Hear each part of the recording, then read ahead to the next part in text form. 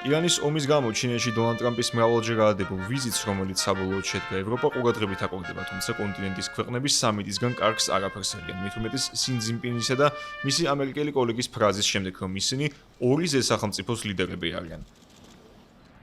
აღმოჩნდება თუ არა ევროკავშირი ორ ზედსახელმწიფოს შორის წნეხში, განსაკუთრებით ვაჭრობის, ტექნოლოგიების, ენერგეტიკისა და უსაფრთხოების სფეროებში ხელშეკრულებების გაფორმების შემდეგ და განხილული იქნება თუ არა ევრობლოკის ინტერესები როგორც მეორეხარისხოვანი, როგორც გაირკვა ყველაზე მეტად ევროპელ ლიდერებს ეს საკითხი აშინებთ. მით უმეტეს იმ ფონზე, როცა ბრიუსელსა და ვაშინგტონს შორის სავაჭრო შეთანხმება ჩიხშია შესული. იშვიათი წიაღისეულისა და სასარგებლო მინერალების მიწოდების ჯაჭვში ჩინეთი დომინანტურ პოზიციებს ისევ ინარჩუნებს. ყველა ეს ელემენტი კი მრეწველობის სფეროში აუცილებელი კომპონენტია. დაწყებული ელექტრომობილებითა და ეკომეგობილი პროდუქტების წარმოებით, თავდაცვითი სისტემების შემუშავებით დასრულებული. ევროპელი მაღალჩინოსნები შიშობენ, რომ ჩინურ-ამერიკულ შეთანხმებებს შეუძლიათ ვაშინგტონისთვის პრიორიტეტული გახადონ პეკინის მიერ მიწოდებული იშვიათი მინერალები და ევროპული ქვეყნები თამაშკარე მდგომარეობაში დარჩნენ. ჩინეთზე დამოკიდებულების შესამცირებლად გერმანია და იაპონია ინვესტიციას დებენ მიწოდების ალტერნატიული ჯაჭვების განვითარებასა და პროექტებში, თუმცა პეკინის სრულად ჩაანაცვლებამდე ჯერ კიდევ საკმაოდ შორია.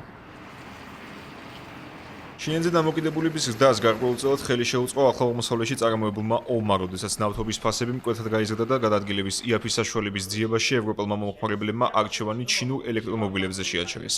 მათი წილი კი ევროკავშირის ბაზარზე თვიდან თვემდე იზრდება. ამასთანავე წარმოების თვალსაზრისით ჩინური ელექტრომობილები ევროპულ მოდელებთან შედარებით 25-50%-ით უფრო იაფია. ანალიტიკოსები მიუთითებენ, რომ პრეზიდენტობის პირველი ვადისას დონალდ ტრამპის ცვალებად პოლიტიკას ჩინური მხარე ვერ ხსნიდა. თეთრ მეორე დაბრუნებისას კი პეკინმა წინა გამოცდილება გადაიაზრა და ტრამპს უფრო მტკიცედ დახვდა, სადაც თავად ცდილობს კონკრეტული ეკონომიკური ბერკეტები გამოიყენოს სტრატეგიული მიზნების მისაღწევად. გასათვალისწინებელია ის გარემოებაც, რომ ვაშინგტონსა და პეკინს შორის ეკონომიკური ურთიერთობების გაუარესებაც არ არის ბრიუსელისთვის ხელსაყრელი ვარიანტი, რადგან თუ ჩინეთი დონალდ ტრამპთან ხისტი პოლიტიკის გადაღებას გადაწყვეტს, ევროპა ამით არაფერს მოვიდებს. ამისთვის ექსპერტებს თავიანთი ახსნა აქვთ. აზიურ ქვეყანასა და ამერიკას შორის სავაჭრო ომმა ან ერთმანეთისთვის სანქციების დაწესებამ შესაძლოა ევროპულ სამრეწველო სექტორს დაარყას და მთლიანად ჩამოშალოს მიწოდების ჯაჭვი.